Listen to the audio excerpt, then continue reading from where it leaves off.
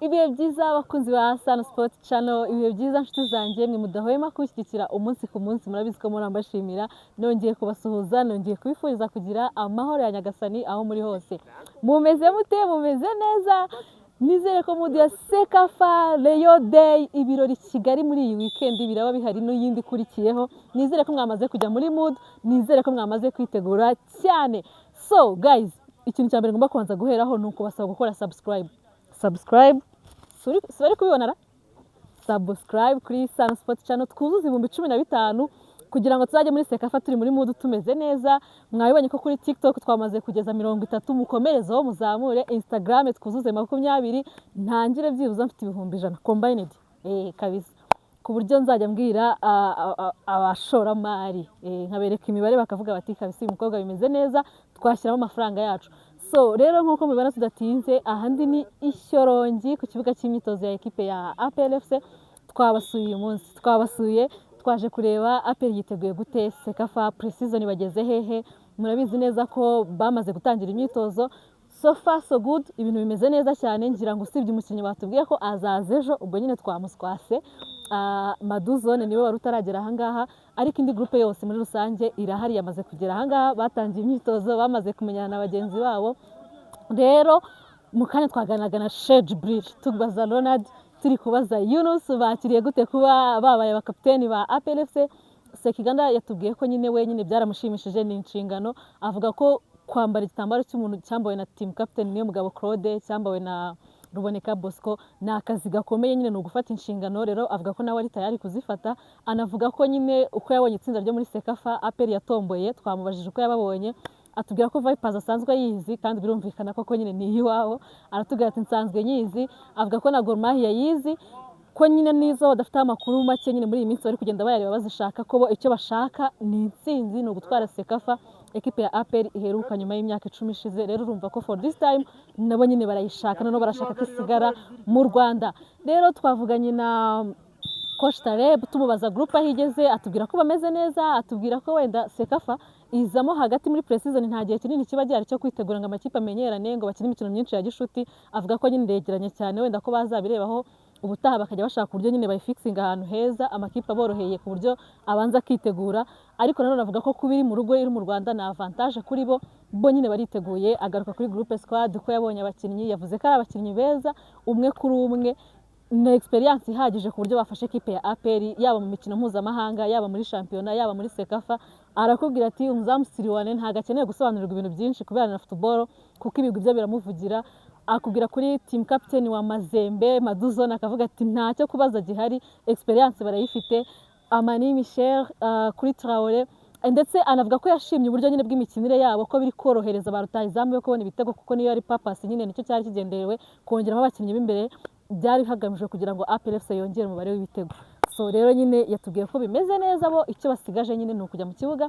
Football igira ibyayo. Aravuga ati nyine no muri World Cup hari kugenda hagaragaramo surprise, amakipe akomeye ntiyitware neza kandi ari abantu bahaga chance. Rero aravuga ati bitabaye iby'imipira twe turi tayari, tumeze neza, kandi Sekafa twizeye ko izasigara hano mu Rwanda.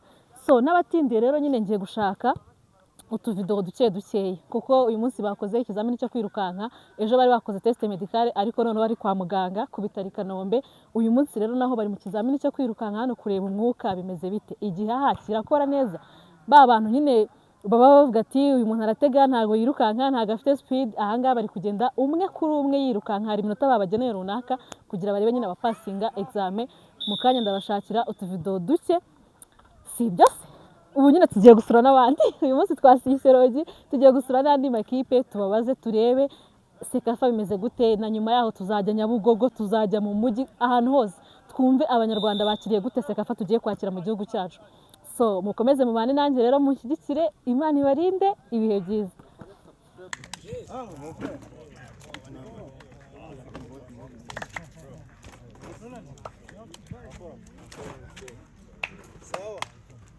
Quando eu deixo por isso,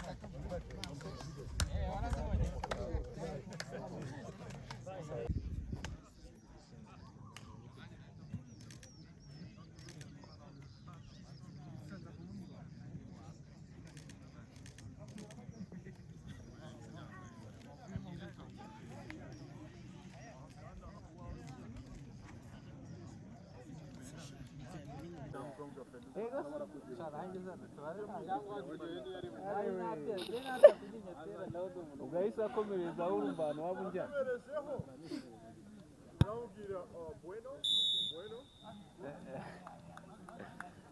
mazamera ugasanga bibiri byambura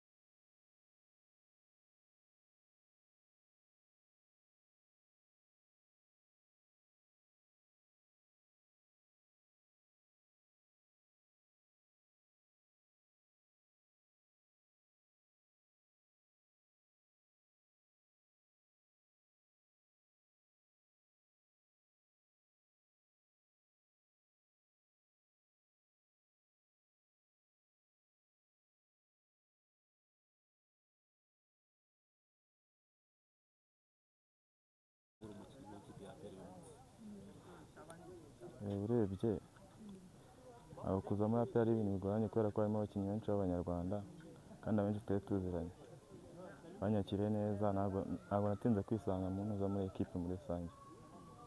wagira ko uri kubwira ko oya urebye ntabwo ari ibintu byahatari kubera ko niyo ushaka gukina uba ushaka gutera imbere kandi ndizera ko ntari nakoze nabi ku buryo ikipe nka APR nyine itanyifuza. Icya mbere ni ugukora cyane kuko umwanya ntabwo bawuguha gutyo gusa, nawe ugomba kuwukorera. Kumva Imana nimfasha nzakora cyane kandi nkabigeraho. Fida, ukigera muri APR watubwiye ko ari Abanyarwanda mwari musanzwe musigayemo bigeze bikugora. Watubwira nk'umwe cyangwa babiri bagufashije guhita winjiza muri groupe z'abana. Harimo Yunusu, harimo Kagege, wumva bose baba muri kwitegura imikino ya Sekafa, navuga ko APR Pressure itandukanye na Kiyovu Sport, iyo ni ikipe wari isaba intsinzi buri munsi. Iyo mpumeko mwatangiye kuganiraho nka groupe no ku ruhande rwawe nk'umukinnyi mwamaze kujya muri mudi ya Sekafa? Oya, urebye APR ibigwi ifite ntabwo ari ngombwa ngo mu biganireho kuko birivugira. Ni umwuka uba urimo gutsinda buri match yose. Ni cyo kintu cyakugura ikigera n'ishyoro ryawe? Ikintu cyangwa ntacyo kubera ko hano ni mu rugo, hano niho mvuka tu. Niko kuvugira abaturage b'Ishyorongi ubu ngubu ntibajya baza bakavuga nk'ahariya hejuru bakavuga ati Fida ari iwacu, ntabwo bajya bikubwira? Ntabwo byabura ariko ndumva nta bikaze birimo. Ubutumwa ku bakunzi bazaza kubashyigikira mu cyumweru gitaha mu mikino ya Sekafa? Ni intsinzi gusa tu. so far the preparation is so good. All the players are now here, and the coaches. It's full house now. We are ready to go. Your second season. It's my second season. I would first talk about the first season. There were a lot of challenges, and we managed to go through them. For the second season, we are just preparing. So we just prepare and we get ready. Every challenge to come, we are going to face it rough. Yeah. My first season, I faced a lot of challenges. Of course, the community was new.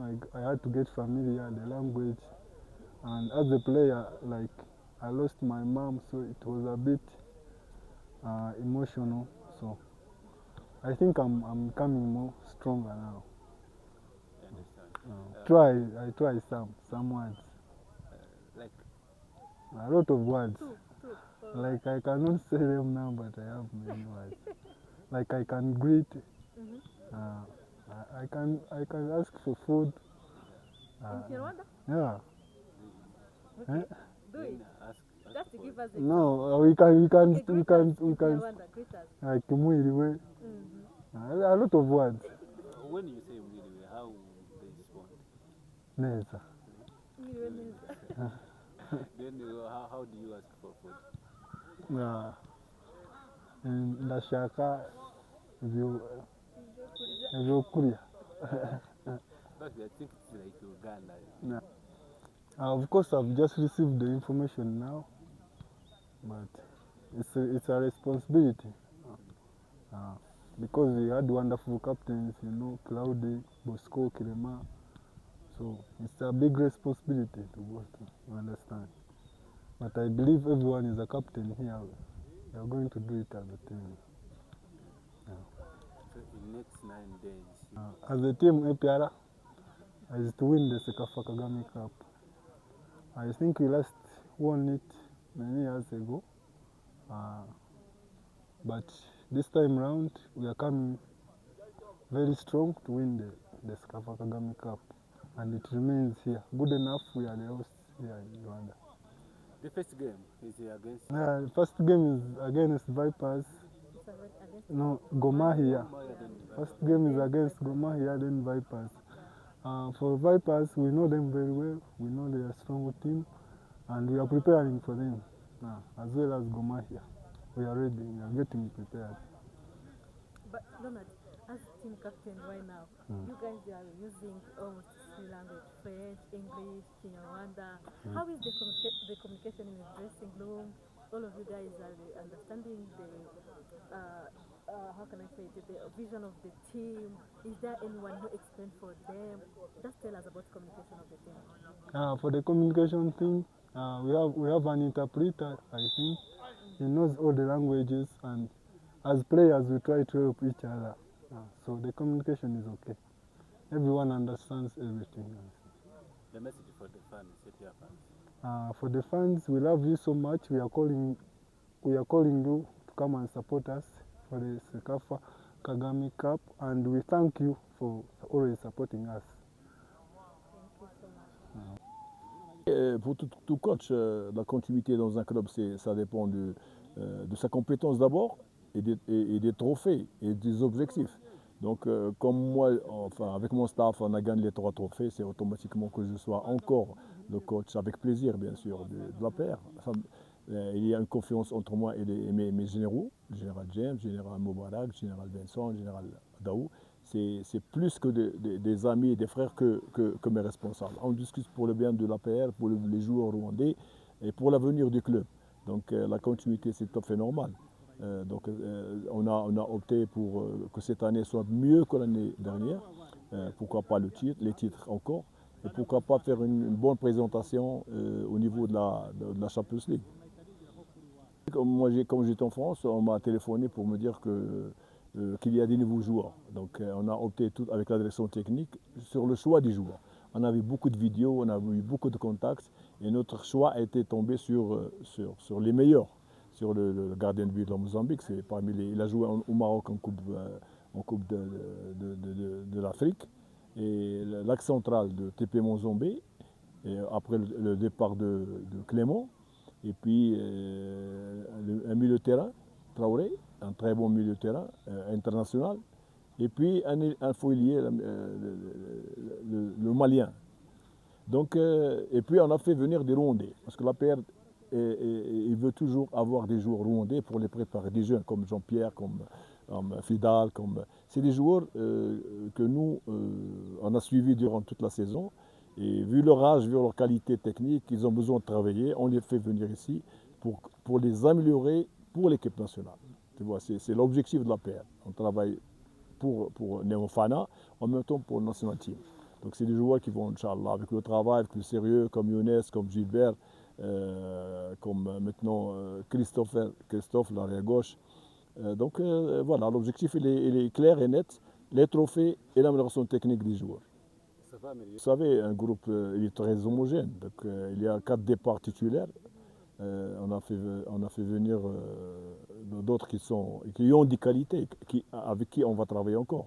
Donc, comme vous avez vu l'année dernière, beaucoup de joueurs ont progressé avec nous, mais cette année, on va encore travailler pour qu'ils progressent. Donc c'est mon travail, c'est pas venir faire jouer 10 jours, 11 jours, non, c'est le travail continu, c'est le travail matinal et après-midi pour que ces joueurs s'améliorent physiquement, techniquement et tactiquement. Ces choses ont été dites l'année dernière, quand je suis venu, ils ont même commencé à critiquer le staff et tout le monde. C'est des gens négatifs. Moi, je suis optimiste. La différence entre moi et eux, c'est que je suis positif. Donc, je les laisse penser, je les laisse réfléchir. D'ailleurs, je pense que même dans leur vie privée, ils sont négatifs. Mais moi, je suis optimiste, je suis entraîneur. Donc, avec cette équipe, on va travailler parce qu'on a des attaquants de haut pair. On a Djibril, on a Togui, maintenant on a Fidal, on a Alamine, l'ailier gauche malien, et puis qui ont tous marqué 17 buts pour le Malien. 18 buts pour Alamine. Oui, Alamine. Il a marqué 17 buts dans son pays. Djibril a marqué 18 buts. Togui, 11 assists, et puis il a marqué 7 à 8 buts. Hakim, c'est un buteur. Donc qu'est-ce qu'ils cherchent ces gens-là? Moi, je ne comprends pas. Je ne comprends pas parce que des gens qui sont négatifs n'ont rien à faire au sport. D'ailleurs, comme vous avez vu en Coupe du Monde, de grands calibres ont quitté le championnat parce que qu'on donnait favoris. Exemple, la France, hier, il a été battu, humilié contre l'Espagne. Le football, c'est le terrain, c'est le travail, ce n'est pas les avis et les critiques négatives. Ça fait 10 jours, on a vu seulement sur le physique et l'amélioration technique, tactique. Donc on a fait un petit match contre l'équipe de l'académie, qu'on a gagné 3-0, mais pour moi, ce n'est pas ça ce que je cherche. Je cherche à améliorer le côté physique et technique pour les CKFA. Ben, on va essayer de l'avoir, pourquoi pas. Je crois que les joueurs sont motivés, ils travaillent beaucoup. Aujourd'hui, on a le test physique pour voir là où ils sont arrivés. Comme ça, on travaille toujours sur un plan scientifique. Parce que la préparation physique que les gens ignorent, c'est devenu individuel et collectif. Ce n'est plus comme avant. C'est courir dans les forêts, ça c'est fini, c'est le terrain. C'est les appuis, c'est la vitesse, la coordination, c'est la souplesse, c'est la vivacité, c'est le duel, c'est ça le physique. Mais il y a des gens qui critiquent pour critiquer, tu vois. Moi, je connais ça. Donc, ils doivent savoir que l'équipe d'APR, l'année dernière, tout le monde, après on fait 3 tests par saison. Les derniers tests à la fin de saison, il s'est avéré que les joueurs sont au top à 20 sur 20. Donc, c'est ça le football. Et en plus, le physique, ça s'associe avec le mental. Et donc, ils doivent comprendre ça au lieu de critiquer l'adjoint. Hein. Donc, les gens qui critiquent le joueur pour rien, donc, je ne comprends pas. Ce match contre l'Académie est suffisant avant d'affronter? Non, disons, tu ne peux pas jouer un tournoi avec un match contre l'Académie. Mais on va essayer pour retrouver la forme pour le CKFA. Comment avez-vous vu votre groupe? Le groupe est solidaire. Et on est une famille comme toujours. Moi, j'ai instauré un système qu'il n'y a pas de star, il n'y a pas de vedette. La star et la vedette, c'est le groupe. Donc, comme vous voyez, ils sont très sérieux, ils travaillent, ils bossent, ils viennent avant le temps. Ils sont là pour s'améliorer et la connexion est vite passée. J'ai essayé d'intégrer tout le monde dans un seul objectif, c'est la paix. Donc, on n'a pas de problème. Aucun problème. Coach, tu es dans le groupe avec Gor Mahia, Vipers. Qu'est-ce que tu es avec les informations pour les équipes? Comment? Dans le groupe du Sekafa, tu es avec Gor Mahia, Vipers from Kampala, Uganda Et l'équipe de Djibouti. et l'équipe de Djibouti. Tu es avec les formations pour les équipes là? Ben, pour moi, c'est toutes les équipes se valent. Il n'y a pas de différence entre ces équipes. C'est comme j'ai toujours dit, c'est le terrain. Qui pensait que l'Espagne allait battre la France 2-0? Personne. Mais sur le terrain, c'est le courage, c'est l'audace, c'est le respect tactique, c'est le cœur. Donc nous, on a cette rage de vaincre. Donc on va étaler toute une équipe qui va progresser progressivement avec la CECAFA. C'est-à-dire, parce qu'on a 4 joueurs nouveaux qui vont jouer. Et on essaie de les intégrer sur le plan tactique pour avoir une équipe solide à la CECAFA et on va progresser progressivement avec les matchs. Dans ce tournoi, vous allez rivaliser avec L'objectif, mais malgré tous ces problèmes, moi mon objectif c'est gagner la CECAFA. On est là pour faire du tourisme. Ben, les joueurs le savent, ils travaillent dur matin et soir pour être présentatifs au niveau de nos fans et de nos responsables le jour de la CECAFA. Le seul problème, c'est le temps. Mais on va essayer de gérer diplomatiquement et intelligemment la CECAFA. Le message pour les sportifs? Ben, les fans, ils doivent protéger leurs équipes. Ils ne doivent pas oublier que leur rôle, c'est de nous encourager. Et il y a un amour réciproque. On les aime, ils nous aiment. Donc ils ne doivent pas écouter les critiques négatives d'autres personnes qui ne sont pas APR et qui se cachent sur le visage et le masque de l'APR. Donc ils doivent venir voir l'équipe et nous encourager ici, ça nous fera plaisir. Mais rester chez eux et écouter des chroniqueurs négatifs, c'est pas ça. Donc chacun doit jouer son rôle. Nous, on se tue sur le terrain pour vous et vous venez nous encourager. On ira loin, Inch'Allah, cette année. Coach, la première saison, l'APR. Mon objectif, l'APR, déjà, c'est une équipe condamnée à tout gagner. Donc, comme vous savez, nous avons gagné 3 trophées, bien que la fédération n'a pas reconnu. Il fallait me poser cette question. On a donné un trophée à une équipe qui a été écartée de son championnat en Soudan et qui a gagné un trophée avec un coach. Donc, moi, je pose la question à eux. Donc, il fallait penser à l'APR qui a gagné 3 trophées avec le meilleur buteur, avec les meilleurs joueurs. Et on a écarté même des joueurs en équipe nationale qui sont étalés les meilleurs sur le championnat. Donc, moi, je ne comprends pas, est-ce que c'est un championnat pour nous ou pour les autres? Voilà, je réponds à ta question. Donc, pour nous, c'est jouer le maximum. On ne baisse jamais les bras. Et moi, je suis là pour défendre les intérêts de l'APR. Et l'APR n'accepte pas qu'on marche sur ses pieds. Il doit être respecté par tout le monde. Et c'est pour ça que je parle. Personne n'a le droit de critiquer ou de marcher sur les pieds de l'APR tant que nous, on est là. On défend les intérêts de l'APR, on aime cette équipe, on donne tout ce qu'on a à l'APR. D'ailleurs, on a gagné 3 trophées et là, il y a de l'ingratitude. L'ingratitude au niveau des joueurs, du staff, et ce n'est pas normal. Les fans de l'APR, toujours pensent d'aller loin. Mon objectif, c'est 3 ans. Mais cette année, vu l'effectif qu'on a, je pense, Inch'Allah, si on a la chance de ne pas tomber sur un grand club qui a une dizaine de Champions League, on ira loin, Inch'Allah. Avec l'aide de nos fans, avec l'aide des joueurs, du staff. Et je pense que cette année, peut-être, on a 60-70% d'accéder au groupe. Merci, coach.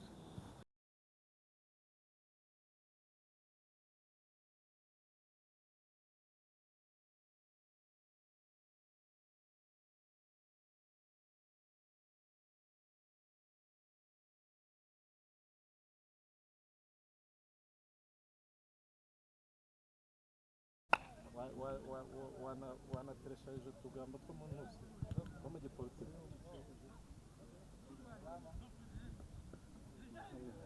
uyu bigize byinshi cyane yewe nta gitozi kimwe